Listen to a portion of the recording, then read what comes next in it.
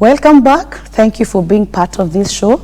We continue to empower, to connect, and to inspire, and we believe that you're learning from us. So welcome.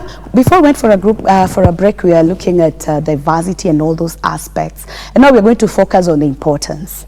Because you have said you should actually take value from it. Which value do you get as an employer? And you also look at the employee. What value can I get, or how can I benefit as an employee from diversity within the workplace? So Irene, employer, you have this team.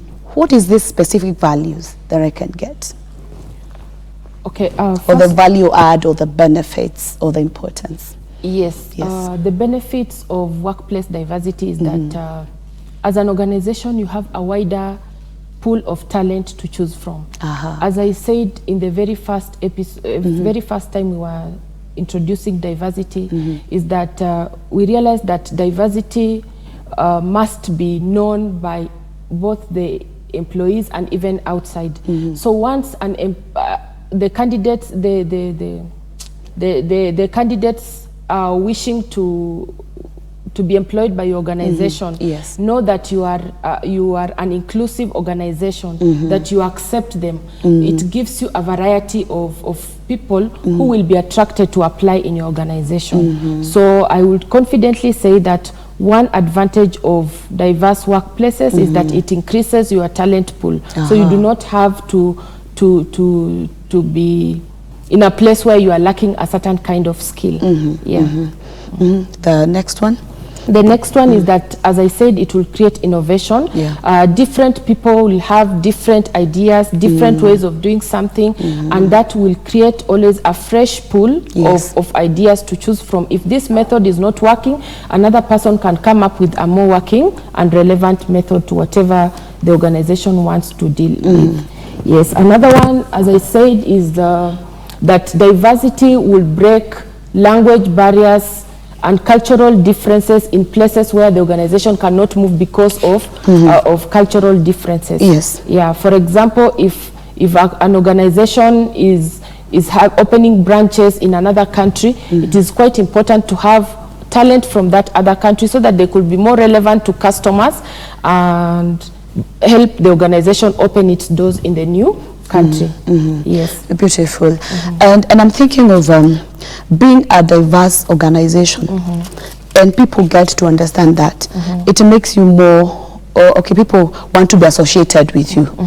Because, you know, if you don't appreciate diversity, it's more like you're more discriminative, or you don't want to take some type, or you don't want to acknowledge what we do. But the moment you do it, then even us who are outside, they want to associate with you, be the community around us. Because we're able to see what is in there is what also some of us believe in, and some of us actually walk towards that direction. And I think it's very, very important. So as a business, you'll get benefits. You'll get value.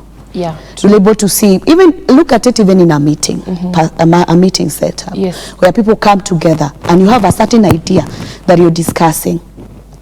You see someone is very quiet, because that is the type, reserved type. You have to reach out to them to tell them, please speak and say your idea. But if you guys have done so much and have talked so many things, and this person, you're like, Irene, tell us about this, and this person gives a very, very different idea that you're not even thinking about. True. You know. And even research has shown that diversity would actually increase profits for the organization, especially when the diverse teams are properly cascaded across all teams. Especially when it's time for production or innovative ideas. You find that whatever they create is more appealing and more representative to the customers. And in that case, the business profits escalate, because of the different thoughts that went into creating the products and the services. That means there's more productivity and also efficiency, because I'm thinking, in case you know how to do something better than me, and we bring it together, then because of you, we're able to get more, we are more efficient in whatever we do. That is very nice. Now look, sorry, you wanted to say something? And because of higher productivity, definitely there is increased revenue. There is increased revenue, and organizations will register higher profit margins than before because of working with with a diverse team. And that means maybe there's some companies or organizations that are not performing so well because they've not been able to handle this correctly and appreciate that this person can be able to do this. And I think also from the HR perspective, it's also important to try and understand your team. Yes. This person, where are they more inclined towards? Where are their strengths? So that even as you place them in different roles and whatever they are doing for the business, then you are able to relate with that. Because this person is very good at this, not this. So you are able to get more productivity. Because the moment you put me where I'm not strong at, then you lose. And you're not able to get more benefits. That is why we said that diversity, equity and inclusion, they must work together. And we say that equity is providing opportunities equitably and they must be based on individualistic needs. And that's why I said equity and equality are actually different and bring out different results. You see, when we are equal, it means that you'll give us the same things which may not work in a diverse workplace. And that supports what you've just said. Wow. Beautiful. But now if you look at the employer, this employer is not working alone. The employees, they bring in these aspects of DEI, that is diversity, equity and inclusion. And we don't want to look at like his employer who is really benefiting. I believe even as an employee, I should be able to benefit from this. Maybe how do I benefit in this whole scenario as an employee? Just as we've said, that in diversity, there must be differences. There must be differences. And differences could be any kind of differences, including cultures, including education backgrounds, including experience, even behaviors. And it is possible that when we are working together as an organization, people work in teams.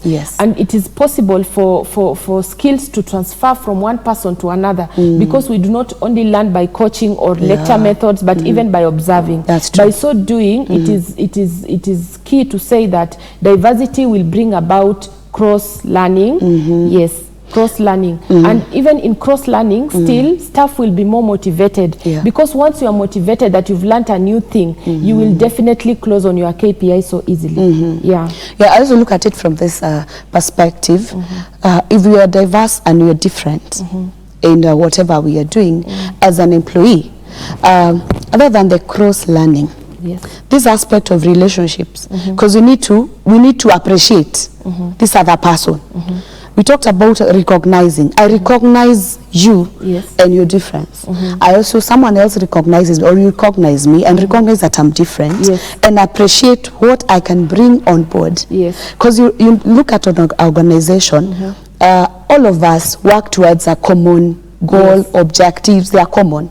But what you hold and what I hold, you may be holding a certain arm and I'm holding another one. End of it is key for all of us. So I think for us, once I appreciate what you can do as an employee and you appreciate, then our end results becomes easier. So my work as an employee is also going to be easier.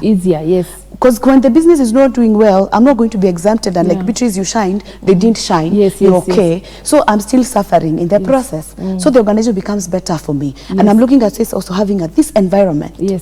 That if I appreciate diversity as an employee, my environment for work becomes more bearable. And that means we shall retain employees at the workplace. Just to add on to what you are saying, you see, even personalities are quite different. And we say that there are aspects of where employees at the workplace will work independently and also in a team. So you can imagine in a team with diverse personalities, you'll find that in a group work, there's that who wants to lead the team, there's that who contributes from the back, and there is another one who has the experience to execute what has been contributed. And in so doing, you find that the whole team is motivated because you see, we can also look at group rewards. Group rewards in addition to individual rewards or contributions to the organization. Wow, beautiful. So as an employee, maybe that is something we'll also visit in the next program. Because I'm thinking, I have a role as an employer. As I appreciate this, employee comes in, we need to work together. So that not one side benefits, but also the other side benefits. And when it comes to aspects of, why do you think sometimes there are biases? Because however much you want these people to appreciate diversity and to appreciate one another, sometimes we find they are unconscious. I would call them unconscious biases, whereby I tend to incline towards a certain preference. I'm more inclined towards a certain person, maybe because they come from my area or something, or because this person has a certain quality that I value more, unconsciously. I can be inclined towards that direction. So how do you think we can help that? Just as I said, diversity must be intentional. Organizations must put in effort to ensure that there is intentional diversity. First of all, you can make your organizations create diversity programs. And once you create diversity programs, it means that you've worked with the same people to understand what they need, how they want it done, and in so doing they become part and parcel of the diversity program. Also intentional training, and even sometimes when we are doing the hiring process, have a note somewhere and include it even in the JD, so that staff coming in know that the organization values diversity. That way we will be preaching diversity, diversity, diversity, and therefore options of wanting to be biased will actually start being diminishing. Yeah, and I think the moment I know that there is something that is guiding this, then I'll be very keen on being, would I say, like I'm alert? I'm alert, yeah? Yes. That and I know if I go towards this direction, I'm messing up. Yes. Go towards this, especially even being a manager or a team leader. Yeah. And we can still create diversity policies. Yeah, we can still create diversity policies, and these policies are the guidelines that will help us live diversity across the organization. Yeah. Okay, beautiful. So here we are saying employer, employee. Both of them need to own this. Yes. Need to appreciate that diversity is key. And we cannot ignore. We cannot ignore whatever is being done, or we cannot ignore the fact that we are different. Yeah. We can't ignore that we'll always get different people. We'll face different customers. Yes. And also the problems that come in are going to be different because we are different. Yeah. And I think that is why when it comes to policies that we bring within the business, they try to align. Yes. Because the moment you get different problems, because we are different, if you don't have something that is guiding you, then you're going to deal with it the way you think. And that is why subjectivity comes in. But the moment we have these policies that guide in any decision that we make, then it's going to help us to manage these differences in the right way. Yes. What do you say about also, that?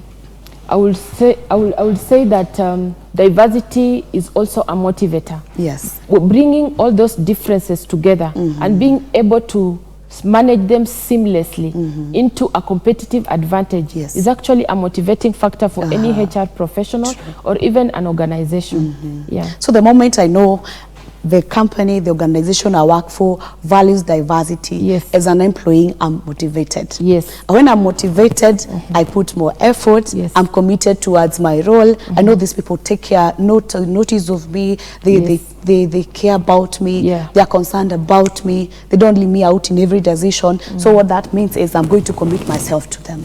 And I'm going to do the best. So I think what we are saying here before we come to the close is that we need to value diversity. Yeah, true. So what is your last word before we close the program? I will say that it is teams that are diverse. Yes. People only have differences. Yes. Yes. Beautiful. People have differences. And I believe you've enjoyed our show today. And we believe that wherever you are, whether in the family, we are also different. So the family is diverse. And seriously, the workforce that we're having currently is the most diverse. Be it in generations, be it you have so many generations working together, be it in where they come from, be it the schools they went, whatever they believe in, what they are looking forward to. And so managing this whole aspect is very, very important for us so that we can succeed. Thank you so much, Madam Irene, for joining us. We look forward to have you next week to continue with this. Thank you so much for being part of this. We'll continue this discussion next week. This has been Empower. My name is Beatrice Chuchu.